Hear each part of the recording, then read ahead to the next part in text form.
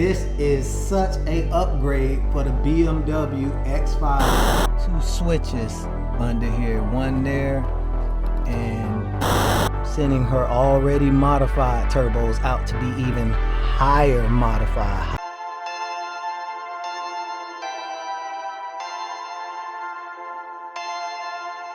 Perfect.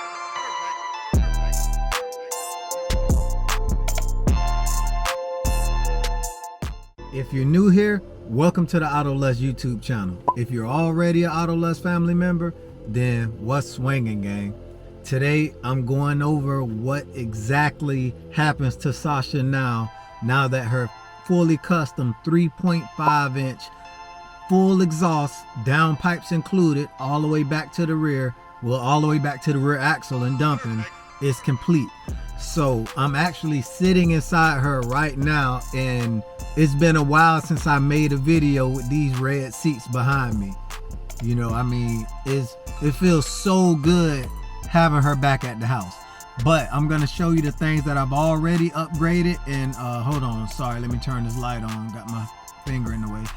I'm gonna show you the things that we've already upgraded, some upgrades, some crazy, you know, world's first upgrades. Again, I mean, 90% of this car is a world first, since they don't make any parts for the SUVs, but that'll change very soon, and I'm gonna make sure of that myself.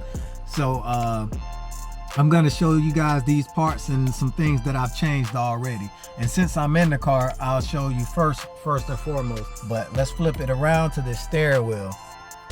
You know, some of you OG AutoLust family members already know I installed this carbon fiber steering wheel, you know, actually a while ago, but I didn't have this carbon fiber trim on it, you know. And a good friend of mine, he just bought the steering wheel with the, you know, the little what is it, shift points or whatever, shift lights on it. And so he wasn't using this anymore because his came with a, you know, it's fully custom. So he gave this to me, and it was blue here, and I took the blue out and put my silver in, because as you can see, the rest of the car is also red, carbon fiber, and silver. So I wanted to keep that theme, and then, you know, whatever black from the factory in there. So I wanted to keep that theme going throughout the car, and she looks a hell of a lot more menacing with this extra carbon down there. You know, I love that. But let's get out of the car so I can show you exactly what's going on under the hood. That's more important. Okay, so the first thing you notice since I'm out of the car, oh yeah, big shout out to this tablet window mount. I mean, that thing is huge, and it's all aluminum, and it holds my tablet up for me to use like the live gauges on boot mod software. And right now I'm using you know, Ethernet to USB-C, but I'm gonna buy the boot mod wireless Bluetooth one here soon, get rid of those wires. But as you can see, I have 2 switches under here, one there, and you can't really see that one, but one there, you know, and that's this controls my inner chiller, and well, the kill mode to regular mode on the inner chiller, and then this opens and closes this here, and that's my methanol injection with the low fluid light there. You know, so that's what that controls. And the reason we have that open is because we're finally hooking up. I'm gonna get to why the turbos are missing here, but don't worry about that. You know, I took those out. I'll get to that soon. But we're finally hooking up the water pumps, you know, for the intercoolers in the chiller tank. If you just seeing this video, this car had, well, if you're just joining the channel, this car has a 3-gallon inner chiller tank that pretty much takes up the entire side of the car in the front, and the fender still fits on, which it will be filled up by this tank. This tank will be lifted up on stilts higher than that tank, so it can fill through there, you know. But anyways, let's get back into it. This pump here is already almost wired up. Then we will just have to hook up that pump there. As you can see, the plug hanging from it right there. You know, we still have to hook that pump up, and it's a lot of wiring involved in doing these PWM pumps, because these pulse width modulation pumps, they have to be wired correctly for them to function correctly, and they will be controlled by a aftermarket controller. My entire intercooler system will no longer be controlled by the computer. Everything is going to be controlled by me, myself, and I, you know, in the company who makes my controller for it. So the reason Sasha's turbos are off is because I'm sending her already modified turbos out to be even higher modified, highly modified even more. And before you even ask, don't, because I'm not telling you what I'm doing to them. You know, some of these secrets are trade secrets. As you guys know, I'm doing a build for a world record pass, so I'm not telling you. But you can see her 3.5 inch down pipes look very, very nice. You know, so I'm glad that that's, you know, all done. And also you can see that I have the turbo headers also wrapped DEI titanium, you know. But when I put the new forged parts in, all of these heat shields will also be Cerakoted, you know, with the best high temp, you know, heat rejection Cerakote to keep the valley of that engine even cooler. Also, before the turbos come back and get put in, the center section and the rear section will be Cerakoted, and the front compressor housing will be Cerakoted with their heat dispersant thing, spray. Pretty much what you use on like air-to-air intercoolers and stuff. It helps pull heat away, so that'll keep the charge in the turbos even colder. So yeah, I got some more stuff for Sasha, but I need to show you when I get in the house. So back to, well, on to Olivia. Man, me and Olivia have been going through it, gang. So if you don't know, or again, if you're just joining the Auto Lust family, it just started raining, so you know I gotta try to deal with that. If you're just joining the Auto Lust family, you don't know that we did so much stuff to this car. Like we replaced all the plastic in the engine bay with aluminum, and we did a couple other things to this car. So the only thing we didn't do to this car inside the engine bay dealing with plastic, you know, besides like the intake and stuff like that, because I mean that's just going to be plastic regardless whether you like it or not. The only thing we didn't do is upgrade the charge pipe. So what actually happened was I was getting on to the highway. I mashed the gas and the car just jerked real bad, and I'm like, what the hell is going on? I know it's nothing wrong with my transmission. I just did a transmission service, you know, everything should be perfect with the transmission. So what happened was when I pulled over, popped the hood, the entire mass airflow sensor and the boss that connects it to the charge pipe was blown off, you know. So you know, this Sasha is, I mean, Olivia, she's the total opposite of Sasha. Sasha is going for a world record pass. Olivia is just my daily driver, hence the most reliable turbo engine BMW has ever made, the N55. You know, some will say it's the B58, but that's still to be seen. N55s are known for going 300, 400,000 miles on the same block.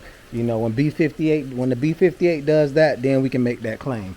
Okay, anyways, so I put in a cheap charge. This isn't a real cheap charge pipe, and the reason I went with this company, and I also have the boost pipe for this side, is because this is a very, very stout, you know, charge pipe. And the coating, I don't know what type of coating this is, like a wrinkle black coating, but it's so freaking hard. Like I banged it up and scratched it up so bad getting it in here, and you see the coating is perfect. Like it's almost impossible to chip this stuff off, and it insulates the charge pipe. So I mean, that's one of the best charge pipes I ever bought, literally. And I'm used to buying ER charge pipes and ER down pipes, which are the most expensive charge pipe and down pipe you can buy, and that's some good quality. You know, I think they're on par, you know, with ER, my personal opinion. Not taking anything from ER, but this charge pipe was only $150 with the boost pipe, when the ER charge pipe is $300, I think. You know, so it's worth buying that one, and you get a boost pipe with it. You know, so I'm gonna put the video a video link down in the description for this car on everything I did to it and stuff like that, so you guys can watch all the, you know, the bills for that. And let's get back inside so I can show you what else I have for Sasha. A few moments later. I mean, I don't even know where to start here, you know. This is such a upgrade for the BMW X5, X6, X5M, X6M until it almost makes no sense at all. I'm so tired of hearing people say this is a game changer, this is a game changer, that's a game changer, and the shit don't be a game changer at all. You know, you wasting people's time. This is a game changer. What these are upgraded camber, rear camber arms, which we so desperately need for the SUVs, all the way from E70 all the way up to the E85, and also tow arms. These arms are made from heavy duty DOM tubing. I mean, and it's super thick, man. I mean, crazy thick. And this stuff is some heavy gauge tubing, man. And it comes with billet aluminum adapters on them, you know, and they also come with Heim joints. And if you don't know what a Heim joint is a multi-pivotable, you know, joint that doesn't have a bushing in it. It's pretty much like metal on metal, extremely precise. You know, I wish I showed you, well, I can show you here, but I put Heim joint boots over them, even though these don't need boots because these are sealed and they're self-lubricating with nylon bushings inside the Heim joint. I still put boots over them because, I mean, I like overkill. You know, I want Sasha to last forever, like I said. You know, and on the rear, where a bushing would usually be, or a polyurethane bushing would usually be, this is Delrin. Delrin is more of a type of plastic for suspension bushings. And if you look up rubber or polyurethane versus Delrin, Delrin blows it, well, for bushings, Delrin blows it out of the water 1,000,000 times over. You know, 1,000,000 times over. So I'm glad these come with Delrin bushings. And I mean, these will help set Sasha's rear tires straight up and down, so her drag radial gets a flat contact patch for the perfect launch. Hold on, let me lift this up a little bit. I know some guys like some people like when you're looking directly at them. So don't worry about over there. That's food truck stuff for our food truck. So yeah, like this will get Sasha to be able to launch crazy. And what I mean by that is the camber arms and the you know, in conjunction with the tow arms, set her rear end up perfectly for launching. You know, and with the Heim joints and the Delrin bushings, it's zero movement or zero play either. You know, it still allows the, you know, I'm going to tell you exactly what the Heim joint and the Delrin bushing do here. It allows the factory parts to move in the factory ways, but that and that only. You know, a 5,300 pound SUV like the F85 and the F86, you know, I mean, if you know, anything could get that joint or that bushing moving in the incorrect way. But with something like this, you'll be able to use this, launch on the track, or it's not even about launching on the track. Even if you're using these for daily driving, you'll be able to put these things on and it'll tighten your whole rear end up. No slop, no slouch, none of that crazy feeling going around corners. No, I mean, one of the best things, no more wearing your tires out on the inside. These are the best things available. You know, it's two other companies that make these camber and tow arms for our SUVs as well. One of them, I wouldn't trust if they gave them to me. You know, I'm just sorry. I just don't put, you know, super cheap Chinese stuff on my car. I'm not saying all Chinese stuff is bad, but I just don't put that type of stuff on my car where it counts. You know, if it was like something like aesthetic or something like that, who cares? You know, I'm not overpaying for something aesthetic when it looks the same. But as long as the quality is similar. But these are like, I mean, I haven't tested them yet, so I can't tell you how they perform, what they feel like, how good they work. So, I mean, if you want a link for them, I'll put a link in the description, but I don't want to leave a link until I test it myself. I'm not letting you guys, my family, put something on your car without me giving it the okay. You know, so this is pretty much what it is. And I also have some other custom stuff for the rear end that I have right over there, and I wish I can show you, but I can't. I cannot give you guys everything I have for this car.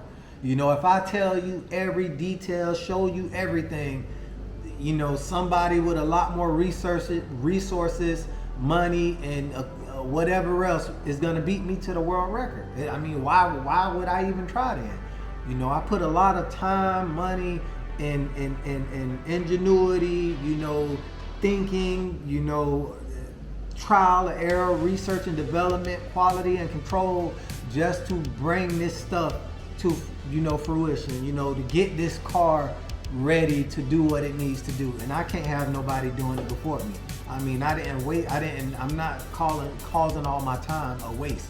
So yeah, I just wanted to give you guys this huge update, let you know what's going on, and you know, stick around for the next video, man.